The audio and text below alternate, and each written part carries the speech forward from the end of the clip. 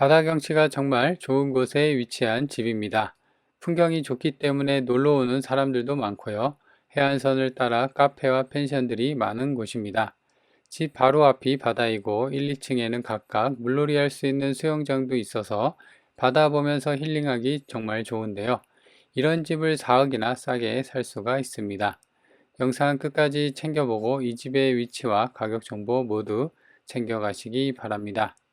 안녕하세요. 오늘 보실 집은 보는 것처럼 바다가 바로 앞에 있는 조망을 갖고 있는 2층짜리, 거기다가 1층하고 2층에 각각 지금 보이는 것처럼 작은 이제 길쭉한 수영장이 있죠. 1층하고 2층에.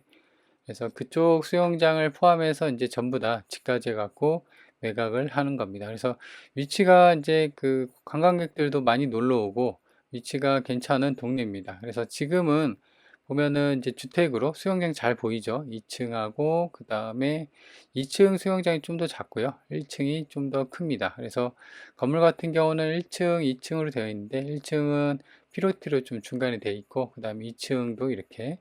그래서 이제 지금은 수영장은 운영을 안 하고 있는 것 같아요. 물이 없는 거 보니까. 그래서 이렇게 물을 담그고 그 다음에 물놀이 하면서 저렇게 바로 앞에 바다가 보이거든요. 그래서 바다를 보면서 충분히 힐링할 수 있는 그런 주택이다.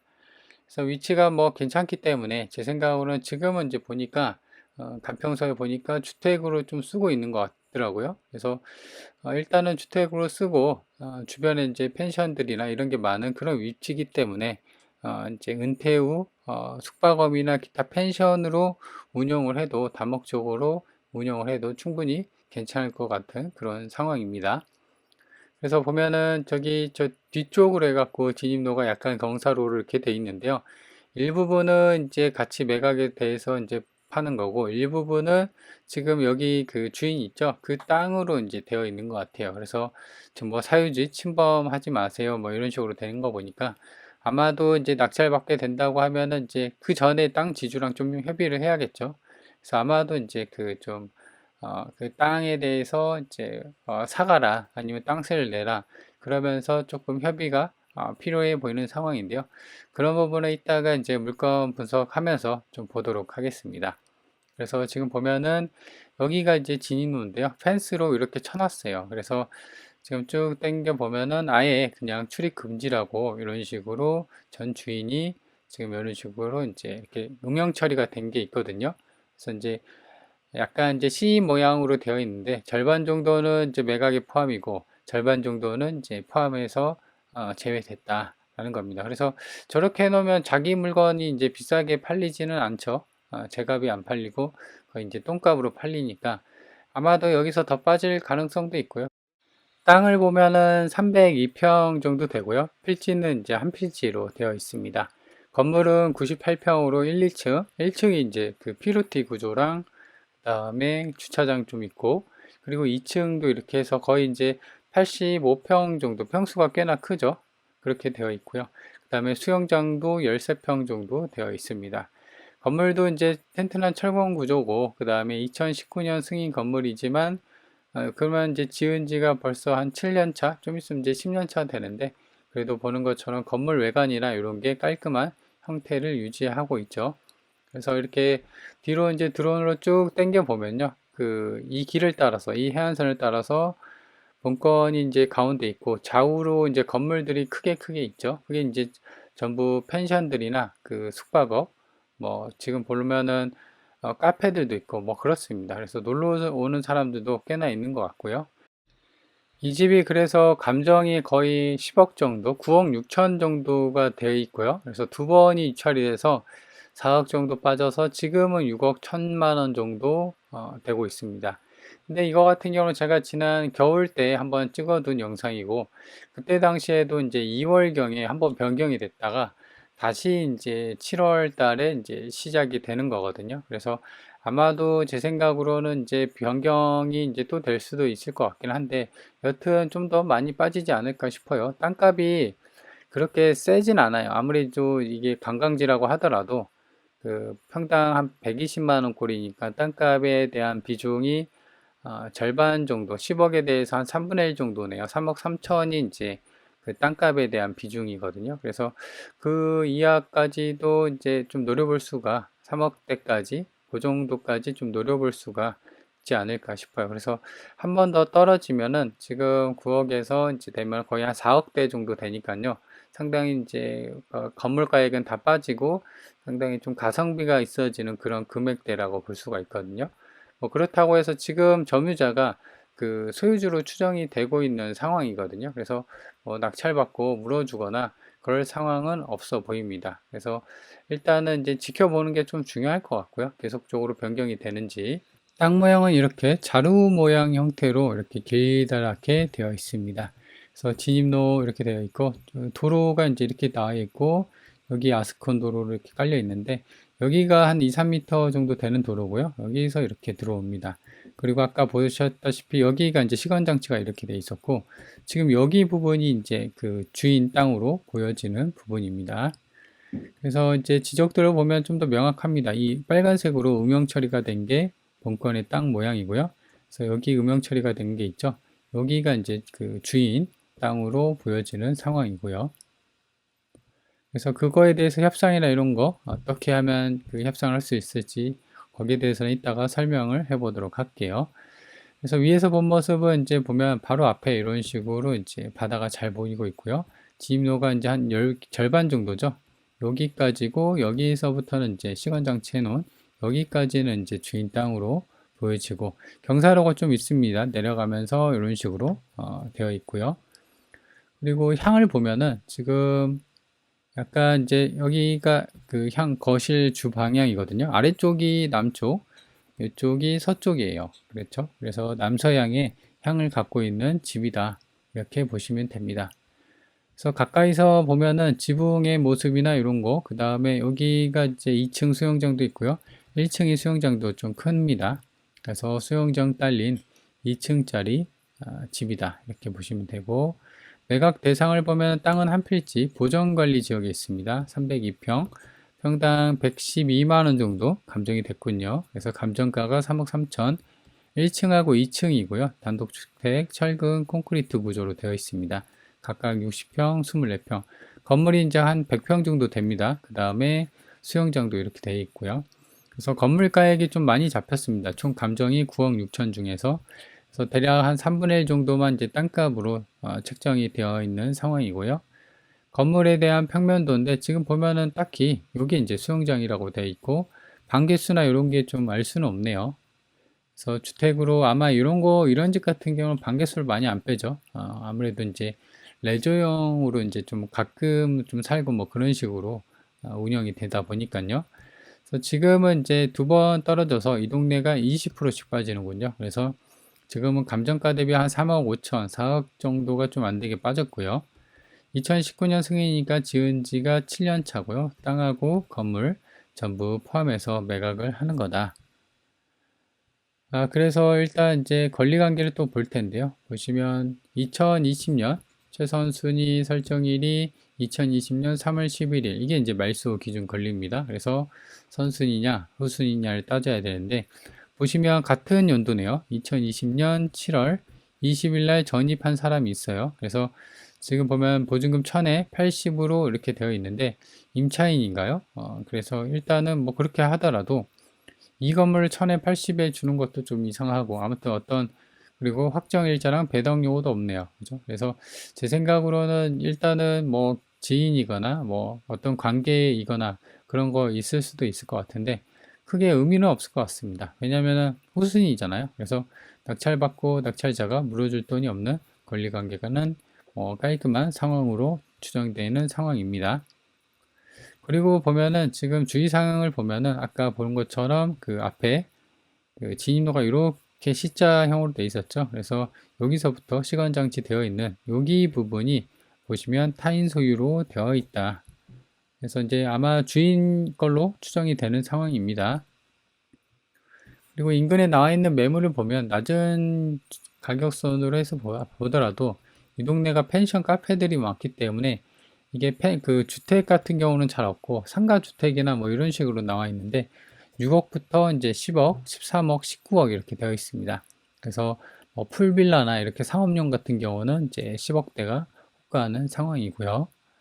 그리고 본건이 여기 있는데 지금 보면은 아까도 본 것처럼 이렇게 그죠? 여기가 해안선 따라서 죄다 펜션입니다. 그러니까 본건이랑 비슷한 풍경들이 굉장히 많기 때문에 문을 열면은 바로 오션뷰가 펼쳐지는 그런 풀빌라나 이제 그런 펜션이 있기 때문에 아마 이런 데 가보신 분들 알겠지만 기본 1박 숙박이 비숙이나 이제 성숙이나에 따라서 좀씩 다를 텐데 기본 2, 30 합니다. 그죠? 자, 그래서 본건에 이제 보면은 여기에 있고요. 그래서 지금 평당 그 실거래를 보면은 여기는 어딘지 알 수 없는데 2020년에 평당 99만 원 뭐 이렇게 되어 있고 여기가 이제 2017년에 평당 342만 원 꼴로 실거래가 찍혀 있네요. 그래서 지금 실거래는 딱히 없고 요것만 2017년 요거는 좀 더 좀 어떤 상황에 의해서 그냥 집은 아니고 그냥 짜투리 땅만 이렇게 매각이 된 게 아닌가 실거래가 찍힌 게 아닌가 생각이 듭니다. 지금 본건이 6억 2천으로 잡아볼까요? 6억 2천 302평 그러면은 평당 한 200만 원 꼴이네요. 그래서 실거래 그 342만 원보다도 지금 얘가 이제 한 200만 원 꼴이니까. 근데 지금 보면은 본건 같은 경우는 이제 약간 여기가 도로가 있죠. 근데 이제 여기서 이렇게 내려오잖아요. 근데 요 도로까지로 그러니까 실질상으로 이제 도로까지 포함해서 땅이 300평 정도다 보니까는 좀 더 빠지는 건 있을 것 같습니다. 유사 그 실거래나 이제 인근에 나와 있는 매물보다도요. 위치를 보면요. 본건이 여기 있고 여기가 이제 주도로인데요. 여기 위까지는 이제 버스 정류장이 600m 정도 있고요. 그래서 걸어서 가면은 13분. 근데 경사로가 상당히 있어요. 이렇게 내려올 때도 진입로가 그렇게 썩 좋지는 않습니다. 그래서 걸어서 가기에는 좀 그렇고 반드시 차가 있어야 되는 상황이고요. 그 다음에 본건이 여기 있고 그 다음에 앞에가 면내가 있습니다. 면내까지도 3km 그래서 차로 가면은 5분이 걸리는 상황. 시내까지도 볼 텐데요. 본건이 여기 있고 시내까지도 10km 그래서 차로 찍어 보니까 내비로 찍어 보니까 17분이 걸리는 상황. 반경 30km 구간인데요. 여기 본건이 여기 있고 위로는 하동, 광양, 순천, 여수, 사천, 남해의 위치에 있습니다. 그래서 이제 위치는 대략적으로 좀 살펴봤고요. 자, 그래서 이 물건을 일단은 정리를 해보면은 일단은 가격은 이제 마이너스 4억 정도가 빠져 있고 제 생각으로는 좀 더 빠질 수가 있고 왜냐하면 진입로에 대해서 확실치가 않은 그런 어떤 변수가 있기 때문입니다. 그리고 이제 인수금은 자체는 아예 없습니다. 낙찰받고 추가로 뭐 물어줘야 되거나 그런 상황은 아니거든요. 그래서 권리관계는 깔끔한 것으로 추정이 되고 그리고 이제 앞서 얘기한 것처럼 실거주도 좋지만 그 펜션들이 좀 질비하고 있죠. 그래서 펜션 운영이나 기타 어떤 이제 숙박업 용도로 충분히 쓰기에도 위치는 나쁘지 않은 그런 상황이다. 이렇게 보시면 됩니다. 뭐 단독으로 해갖고 독채로 해서 펜션을 운영한다고 하면은 기본이 여기 동네가 220에서 30이고 비싼 데는 막 5, 60 하거든요. 그래서 제 생각으로는 수영장도 있고 야외 수영장이라 해서 독채로 이제 쓴다고 하면은 최소 50 이상은 받지 않을까요? 그러면은 한 달 뭐 꽉 찬다고 하면은 뭐 1,000만 원이 훌쩍 넘어가는 상황입니다. 그래서 좀 가성비 있게 좀 덤벼볼 수가 있는 그런 상황이고 그리고 지금 가격도 보시면 아까도 얘기한 것처럼 그 인근에 나와 있는 펜션들 같은 경우는 10억 초중반으로 이제 나와 있는 게 있고 물론 이제 정확한 비교는 할 수는 없습니다만은 여튼 그런 상황이고 그 다음에 실거래 찍힌 것도 지금은 평당 한 200골인데 다른 쪽 같은 경우는 물론 이제 그 2017년 좀 시간이 좀 오래됐긴 했는데요. 그래도 그때보다도 지금 가격이 많이 빠져 있는 상황입니다. 그래서 가장 큰 변수는 아까도 얘기한 것처럼 C자 형태의 지입로. 요게 이제 협상의 가장 큰 이슈거든요. 그래서 아마 그 주인으로 추정이, 그러니까 이 물건의 주인으로 추정이 되는 상황인데, 이렇게 막아놨다는 거는 그 알박기 하겠다는 거예요. 그죠? 그래서 아마 채권자 측에서는 싫어하겠죠. 채권자가 은행 쪽으로 보여지거든요. 그래서 은행 측에서 이제 빌려준 돈이 채권 최고액이 한 6억 정도가 되는 것 같아요. 근데 이 지입로가 만약에 쓸 수 없고 이렇게 길막당하고 그런다고 하면은 6억이 아니라 이건 똥값이 되는 거죠. 그래서 아마도 은행 측에서 이제 어떻게 좀 얘기가 나올지는 모르겠어요. 아마 그 채무자한테, 이 주인한테도 어떤 식으로 이제 얘기를 할지 모르겠는데, 여튼 제 생각은 일단은 첫 번째로는 그 해당 은행에다가 좀 문의를 해야 할 것 같아요. 이렇게 이제 길막당하고 있는 거 아니야. 현장 가보니까는 여기 사유지라고 써놓고 그렇게 된다고 하면은 당신네들이 6억 빌려준 거 회수를 전부를 못한다. 무슨 대책을 세워야 되지 않겠냐. 이런 식으로 좀 해서 어떤 소스를 좀 얻어볼 수 있을 만한 뭐 그런 걸 만들어 놔야 됩니다.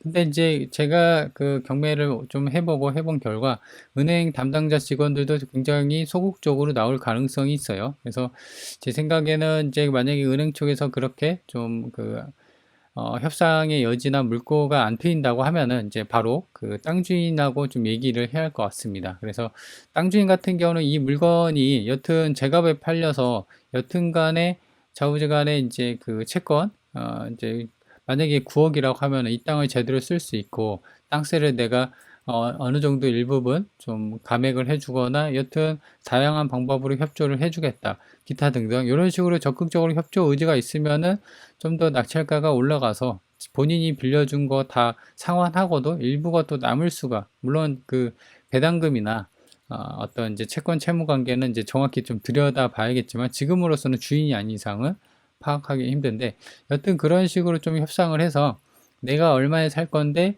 땅세나 이런 거에 대해서 조금 협의가 되겠느냐, 뭐 이런 식으로 좀 협상을 하는 게 좋지 않을까 생각이 듭니다. 왜냐면 그 채무자 입장에서도 그죠? 이 집이 똥값으로 떨어진다고 하면은 여튼 본인도 이제 남은 자녀 채권을 우선 파산 신청을 하거나 본인이 회생을 신청하거나 여튼 그런 여러 관계로 했다고 하더라도 남아있는 채무가 있기 때문에 은행들의 어떤 특징들은 아시죠? 끝까지 받아냅니다. 그래서 그런 거에서 스트레스가 반드시 있을 거예요, 채무자도. 그래서 제 생각으로는 어느 정도 협조를 해서 적정 가격에 낙찰되게끔 좀 협조를 해야 되지 않냐. 그러면서 땅세에 대해서 협의를 하는 게 중요하다. 아마도 근데 이제 그게 아니라고 하면은 아마 그 주인이 땅 받기로 알 받기를 하고 그러니까 요런 게 있을 수가 있어요. 이게 경매의 흔한 수법인데, 이게 땅 주인, 집주인이에요. A가. B라는 차명. 그러니까 실질상으로 이 둘이 같은 상황이에요. 그래서 이거를 그냥 똥값에 이 진입로가 여기 있었잖아요. 그래서 진입로에 대해서 집주인이 일부러 회피를 해요. 협조를 안 해주고 은행도 전화 안 받고 은행에서도 막 고개를 막 그 사람 보통 아니고 어쩌 된다고 막 그래요. 그러면 어떤 상황을 추정을 해볼 수가 있냐면 이 집을 그냥 B한테 헐값에 넘기는 걸로 이제 짬짬이를 맞출 수가 있어요. 왜냐면은 지금 이 정도 상황의 경매로 넘어간 상황 같은 경우는 사실상 그 주인이 집을 담보로 돈을 이제 이빠이 땡겼을 거예요. 그 돈 다 땡기고 그리고 나서 이제 파산 신청을 한다고 하더라도 은행에서는 이제 달리 합법적으로 돈을 받을 수 있는 구간은 없어요. 그러면은 이 사람은 대출 여기에 대해서 이빠이 땡기고 그 다음에 이 집을 헐값에 날릴 겁니다. 왜냐면 지금 진입로가 막혀 있기 때문에 사실상 이 집주인이 협조를 안 해주면은 물론 이제 길막이나 이런 걸 한다고 하더라도 어떤 법리를 가지고 또 싸울 수는 있긴 하거든요. 그러면 그 자체가 스트레스긴 합니다. 그래서 이 가격이 계속 6억이 아니라 5억, 4억, 3억 뭐 이런 식으로 툭툭 떨어지면은 이거를 이제 차명으로 B한테 같은 사람이요. 명의만 빌리고 이 사람한테 넘겨줄 가능성이 있어요. 그러면 이 사람은 집도 지키고 은행 담보로 대출도 이빠이 땡기고 일석이조의 그런 형태가 될 수가 있거든요. 그래서 이런 수법으로 갈 가능성이 있어요. 그래서 이런 거를 이제 잘 타진을 해보려면 그 땅 주인을 한번 만나보는 게 중요합니다. 땅 주인이 터무니없게 10억 달러 아니면 1억 달러 이 조그만 땅이, 왜냐면 이 300평이 아까도 본 것처럼 평당 100만 원이고 그 진입로도 그렇게 평당 가격으로 하더라도 뭐 몇천 안 될 거거든요. 근데 1억 이상을 부르고 혹은 말도 안 되는 뭐 5억, 10억을 부른다 그러면 짬짬이일 가능성이 있습니다. 그러면 이런 사실을 은행 쪽에다 주고 은행 쪽에서 압박을 하거나 아니면 기타 여튼 그 채권자가 채권을 회수하는데 여튼 사회행위잖아요. 근데 그게 요건이 될런지는 모르겠어요. 그래서 이제 그런 부분을 가지고 좀 협상에 좀 유도리 있게 접근을 해야 할 것 같습니다. 그래서 다방면으로 뭐 지금은 알 수는 없습니다. 근데 이제 흔하게 그 싸게 날려먹는 그 수법이거든요. 그래서 그런 걸 좀 의심하고 협상을 하는 것도 어떤 카드로 좀 내세울 수 있는 게 되지 않을까 생각이 듭니다. 그래서 이런 거 같은 경우는 초보자들도 접근이 하기가 좀 어려워요. 채무자하고 채권자 둘 다 좀 얘기를 해서 어떤 소스를 얻어내야 되니까요. 그래서 이제 관심 있는 분들은 그래도 공부 삼아서 한번 덤벼보는 것도 좋을 것 같고, 좀 지켜보는 게 중요할 것 같습니다. 또 변경이 될 수도 있을 그런 물건이기 때문이죠.